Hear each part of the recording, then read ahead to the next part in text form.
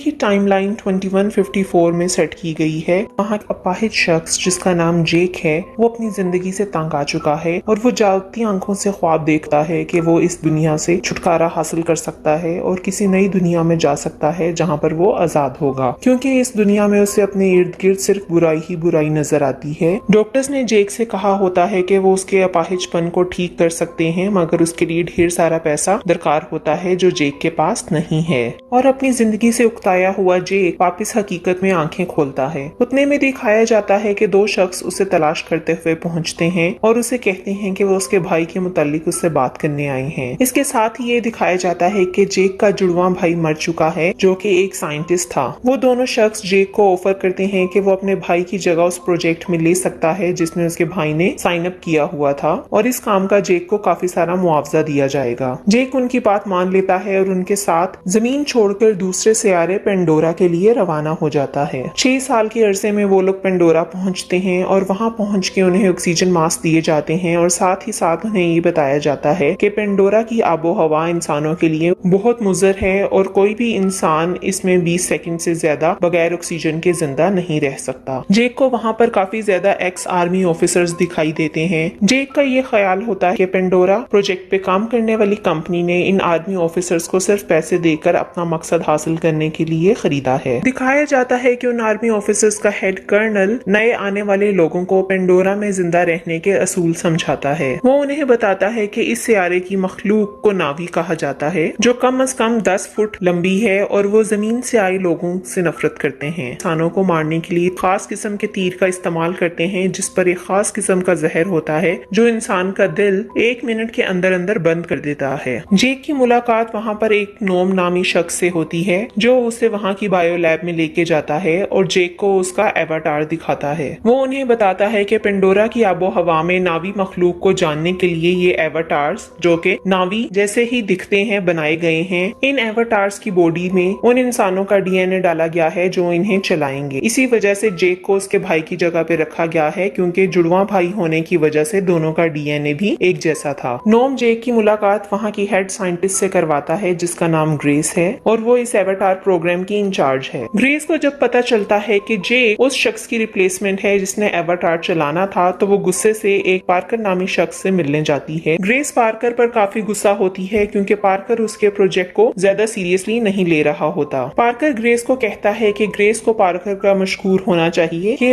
उसने Avatar body चलाने के लिए उसे कोई रिप्लेसमेंट ढूंढ के दी और वो ग्रेस को याद दहानी करवाता है कि यहाँ पर वो लोग नावीस के साथ घुलने मिलने नहीं बल्कि अनऑब्टेनियम हासिल करने आए हैं जो कि एक खास किस्म की धात है। ऑब्टेनियम हासिल करने के पीछे उनका अपना मकसद है क्योंकि जमीन के अपने कुदरती वसाइल खत्म हो चुके हैं। इस वजह से अब वो पेंडोरा से ये अनऑब्टेनियम जो कि एक एनर्जी सोर्स है जमीन पर ले जाना चाहते हैं और ये अनऑब्टेनियम जमीन पर काफी महंगे दामों बिकता है। सीन्स बदलते हैं और दिखाया जाता है कि सब लोगों को उनके एवाटार्स के अंदर डाला जा रहा है। एवाटार में जाने के लिए इंसान को अपनी असल बॉडी में सोना होगा जिससे उसका माइंड उसके एवाटार से लिंक किया जाएगा और फिर वो एवाटार की बॉडी को चला सकेगा। जब जेक एवाटार की बॉडी में आंखें खोलता है तो उसे ये जानकर हैरत होती है कि वो अपने पाँव भी हिला सकता है। खुशी के मारे जेक बेकाबू हो जाता है और अपने पाँव चेक करने के लिए खूब भागता है। ग्रेस उन सबको एक जगह पर लेके जाती है जहाँ पे सारे एवाटार्स वापस होते हैं ताकि वो अपनी असल दुनिया में यानी कि अपनी असल बॉडीज में वापस आ सकें। वापस आने के बाद कर्नल जेक को अपने पास बुलाता है और जेक से कहता है कि वो दर हकीकत कर्नल के लिए काम करेगा। जेक को ग्रेस के प्रोजेक्ट में शामिल करवाने के पीछे कर्नल का मकसद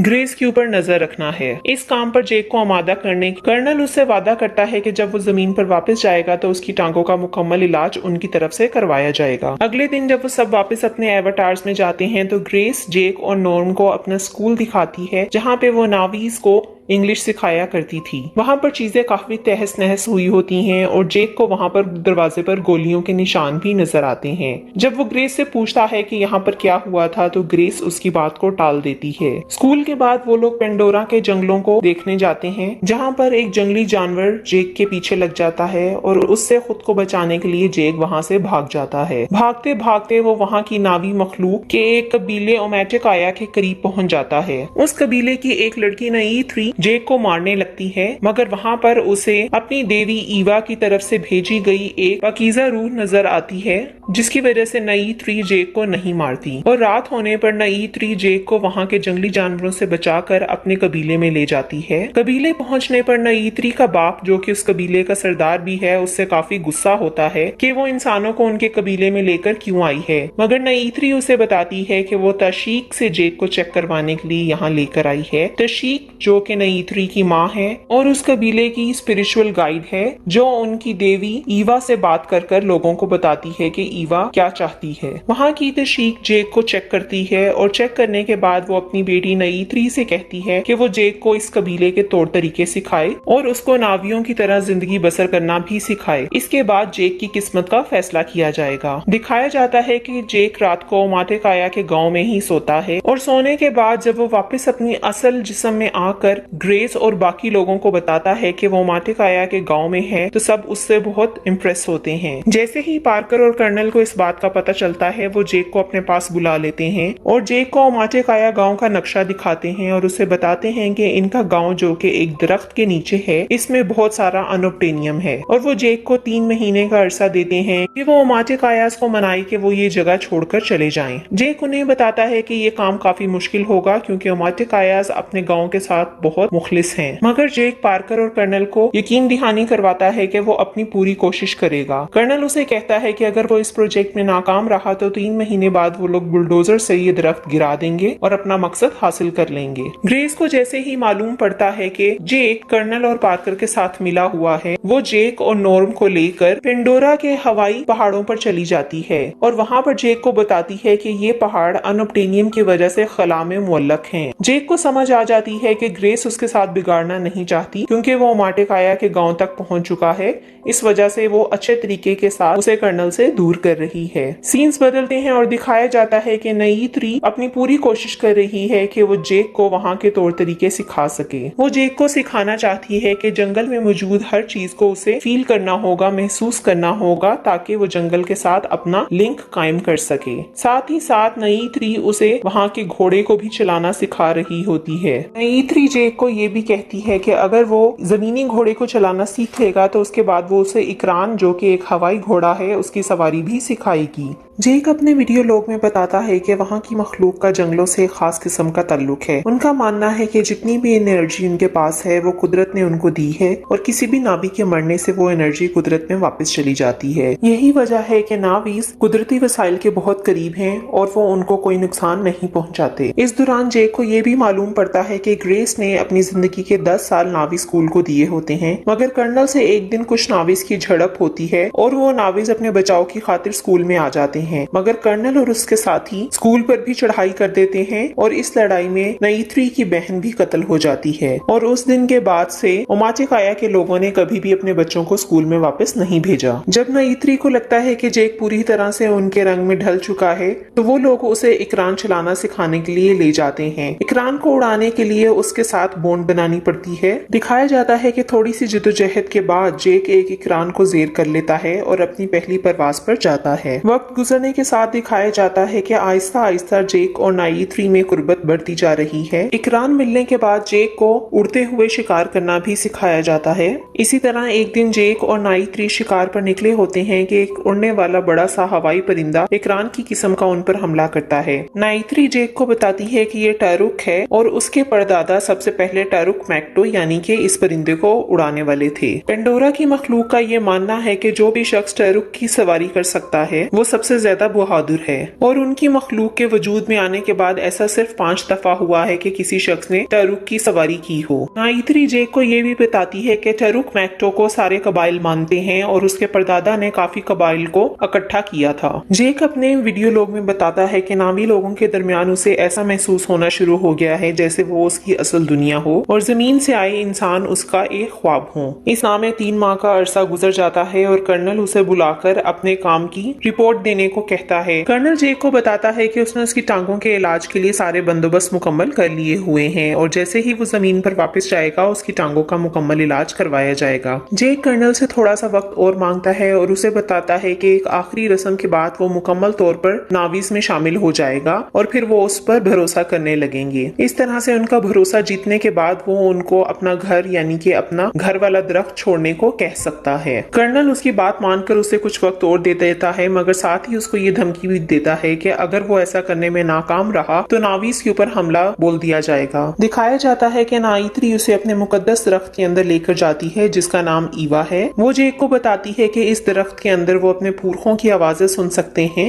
और उनसे दुआ भी कर सकते हैं और ईवा जो कि उनकी देवी है जिसको वो पूजते हैं वो उन दुआओं को सुनती है और उन्हें कबूल भी करती है। वो जेक को उनके साथ बॉन्ड बनाने को कहती है और कहती है कि वो उसके पुरखों की आवाजों को महसूस करे। उस जगह जेक नाइत्री को बताता है कि वो उसे पसंद करने लग गया है। नाइत्री भी अपनी पसंदीदगी का इतराफ करती है। वहाँ ईवा के सामने उन दोनों का मिलन होता है। नावीज की नजर में ये मिलन बहुत मुकद्दस और पारसा समझा जाता है। नाइत्री जेक को ये भी बताती है कि ईवा जैसे दरख्त जंगल में काफी और भी मौजूद हैं। अगली सुबह दिखाया जाता है कि पार्कर के साथी जंगल के दरख्त गिराते गिराते उनके पुरखों के आवाजों वाले दरख्त यानी कि ईवा को भी गिरा देते हैं। जेक अभी अपनी एवाटार बॉडी में वापस नहीं आया होता और नाइत्री उसको जगाने की काफी कोशिश करती है मगर जब उसे पता चलता है कि जेक नहीं जाग रहा तो वो उसके एवाटार को बचाने की कोशिश करती है। साथ ही ये दिखाया जाता है कि जब जेक अपनी एवाटार बॉडी में वापस आता है तो वो पार्कर के साथियों को रोकने की कोशिश करता है और उनको रोकने की कोशिश में जेक एक बुलडोजर के कैमरास भी तोड़ देता है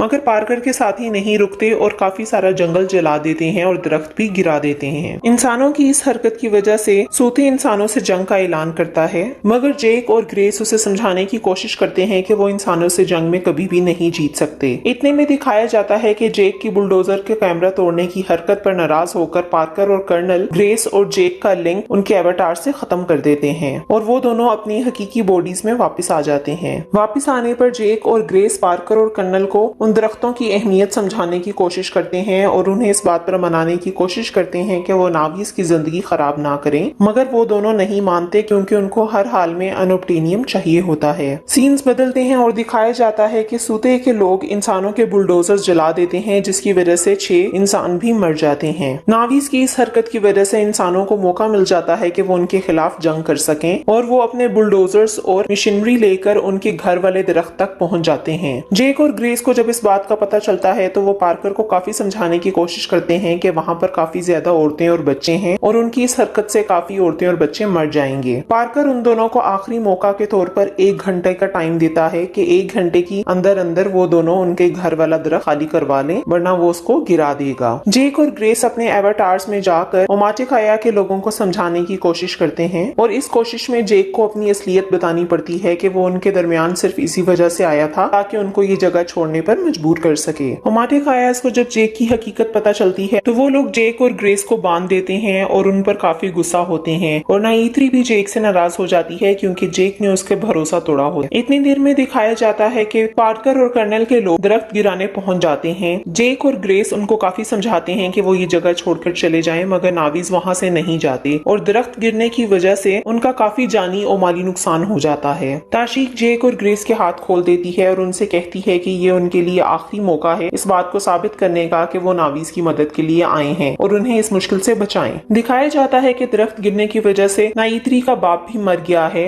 और जेक उनकी मदद करने की कोशिश करता है मगर कर्नल और पार्कर के लोग उनका लिंक उनके एवाटार से खत्म कर देते हैं और सजा के तौर पर उनको बंद कर देते हैं। नावी मखलूक को मरता देख ट्रूडी जो कि एक पायलट है और मैक्स जो कि एक साइंटिस्ट है वो जेक और ग्रेस की साइड पर हो जाते हैं और वो दोनों साजिश कर जेक ग्रेस और नॉर्म को वहां से लेकर फरार हो जाते हैं। फरार के दौरान कर्नल के साथ होने वाली हाथापाई में ग्रेस को गोली लग जाती है और उसका काफी खून बह जाता है। जेक ग्रेस को बचाने की खातिर अपनी एवाटार बॉडी में वापस जाता है और ट्रूक मैक्टो बनकर ओमाटिकायास के पास जाता है क्योंकि वो जानता है कि ट्रूक मैक्टो के अलावा उसके पास और कोई दूसरा रास्ता नहीं है जिससे वो उनको अपनी साइड पर वापस कर सके। जब ओमाटिकायास जेक को ट्रूक मैक्टो के रूप में देखते हैं तो वो उसकी बात मानने पर मजबूर हो जाते हैं। सूते जो कि अब उनके कबीले का नया सरदार है वो भी जेक के साथ देने को तैयार होता है और जेक उन सबसे कहता है कि अब वो लोग मिलकर इंसानों से बदला लेंगे और तमाम नावी कबाइल को जमा करेंगे इस मकसद के लिए। जेक ताशीक को ग्रेस को बचाने को कहता है और ताशीक जेक अपनी पूरी कोशिश करती है कि वो ग्रेस को इंसानों वाले जिस्म से निकाल कर हमेशा के लिए उसके अवतार में डाल दे, मगर काफी जख्मी होने की वजह से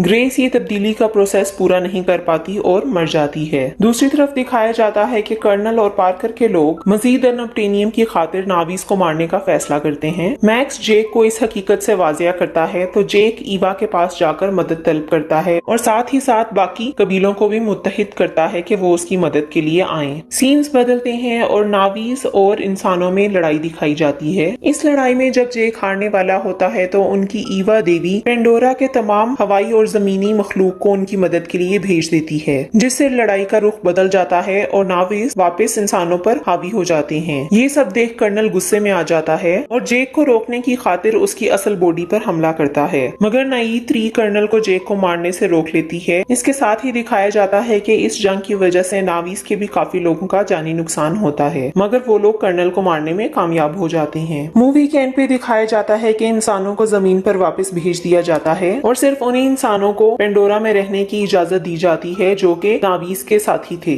और एंड पर जेक हमेशा के लिए अपनी इंसानी बॉडी छोड़कर अपने एवाटार यानी कि नावी बॉडी में शिफ्ट हो जाता है।